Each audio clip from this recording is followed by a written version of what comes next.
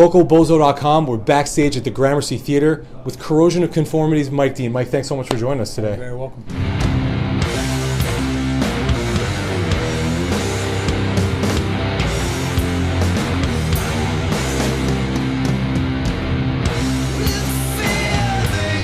So this past week, you guys released your 8th album, self-titled. Talk about why you chose Corrosion of Conformity as the name of the album. I think it's just a way of getting back to the idea that it's the 3 original members who have been in it since the beginning, by and large, and just kind of reclaiming that. And it's also a bit of a good-natured jab at people that might think that, you know, we're incapable of doing something without Pepper. I mean, I really like Pepper's contribution a lot, and it's pretty likely we'll work with him, but, you know, right now we're not, and it's just a chance for us to kind of step up and show what we have. And mostly, I think it raises the bar to where, if you're going to call it that, you know, it has to be like a real, it has to be good, it has to be like a defining work, otherwise you're dragging it down. So.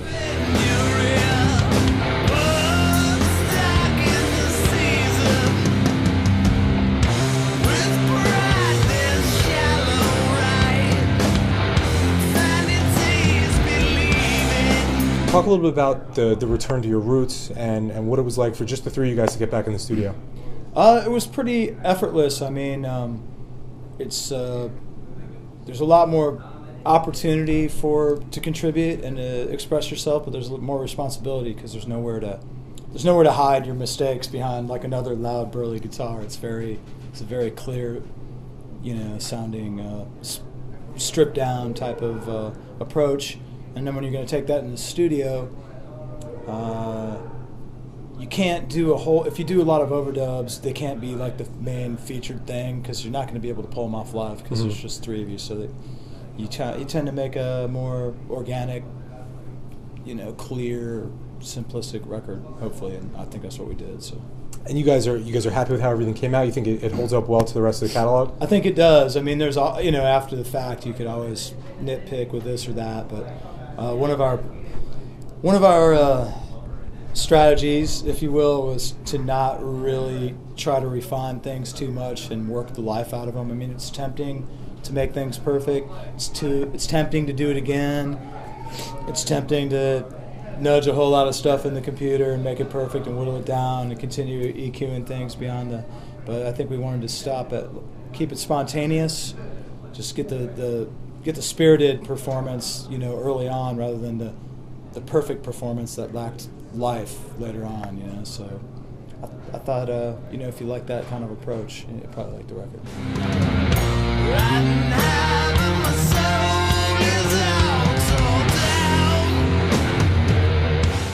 There's been probably more buzz around Corrosion of Conformity in the past 1 or 2 years than in any time I can remember, and we're longtime fans at the site.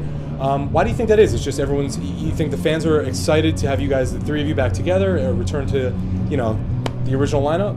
I think that's part of it, and just you know, we definitely haven't been overexposed the last few years. We've kind of been in a dormant stage. I mean, largely waiting for Pepper to kind of emerge from doing down and have enough time to do, you know, to making an album justice, you know, to dedicate enough time to it. And, you know, that's a project that just keeps going and going, and you know, more power to them, deservedly so.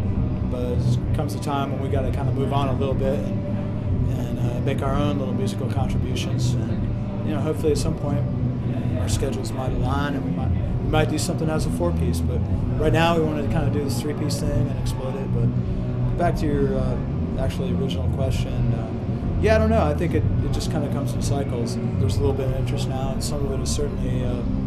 There's always fans of different eras of COC, so I think the people that like the Animosty thing have special interest in this, and I think we reward them somewhat with some material that's derived from that somewhat, but it's kind of a whole new thing that incorporates all the elements of every era of the band's career, really. And before you guys got into the studio, was there any talk of potentially getting Pepper to come back to the studio for this, or was this solely when the writing process and you were ready to record, you were ready to go, just the 3 of you? We had got our shit together about 98%, and and we were ready to go in the studio. We were really well prepared.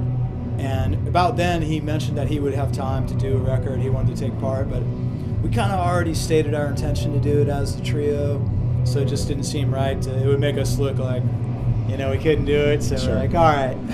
And then I knew he didn't have much time to support it, with the plans that they have and stuff. So we decided to just stick with our guns on this one and go 3-piece. But the doors never close on that type of thing, and we're all really on good terms and all that. It's great. It's a good thing. And finally, the tour's set to wrap up. Around next month in April. What do you guys have in plans for the rest of 2012? Going to Europe right away in April for another short thing. Coming back and hitting the U.S. some more of the U.S. in June, and probably back to Europe at the end of the summer. And so in summary, just tour and tour and tour some more.